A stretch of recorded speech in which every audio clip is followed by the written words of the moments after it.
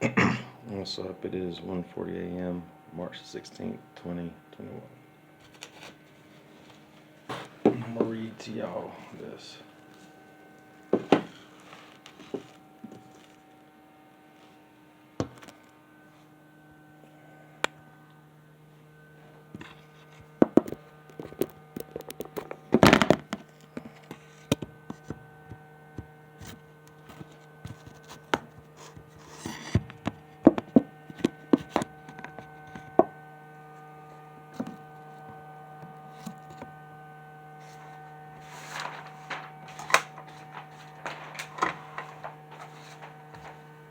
My name is Robert Nathaniel Sills, and I am a targeted individual that lives in Cullman, Alabama at the moment.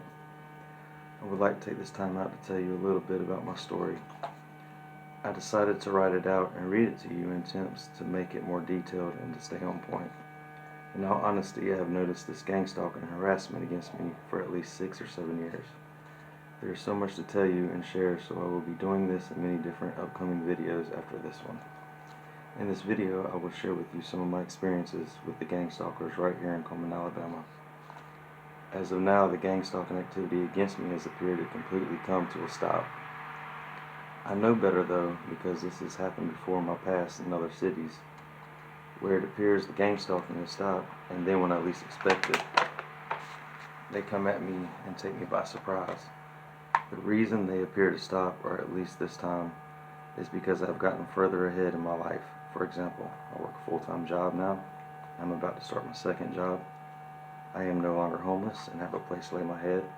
I have money in my pocket and money in the checking and savings account in the bank.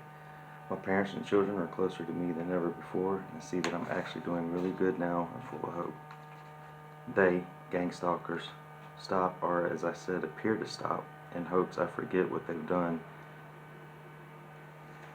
and slip and lose everything, or actually start to think everything they have done to me in the past was all in my head. The thing is, like I said, this is not the first time I've started to get ahead and they appear to have stopped gang stalking me. The last times this happened, I actually thought they were done, and then when I least expected it, they started back and I would panic and end up losing everything, as they would again start their daily non-stop harassment towards me. Not this time though. I expect something always, and keep my trust in God and always aware of their presence. One time here in Cullman, I believe a month and some weeks ago, when I walked into the city for my first time, they really harassed me and a lot did happen. At that time I was homeless and hitchhiking through the city. As I was walking, some random church folk decided to help me out and got me a hotel room near the interstate for the night. As you see, not everyone is a gang stalker and against us targeted individuals. Over time you will notice that as well if you are targeted. That night seemed to go normal until around 1 or 2 a.m. in the morning, and then that's when the gang stalking activity started right back up. As I laid in my bed, random people would stand outside of my hotel room door and just talk, yell, and be as loud and annoying as possible all night. Then, on the room wall to my right, the people in the room would bang on the walls and floors repeatedly, over and over. This went on until the morning. When morning came, I opened the door to the room to see every car in the parking lot was white. Even the exit ramp to the Highway 65, every single car coming on and going off was white. There was no other color of cars. Then people started to rear up their engines and beep their horns repeatedly. Some would even yell obscenities out the window at me from the road. Also, I want you to know, all night up to this point, this next morning, my phone had and was hacked.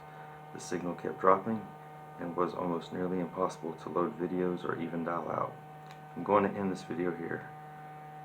Stay tuned for more to come. I am hopeful, positive, and thankful for life.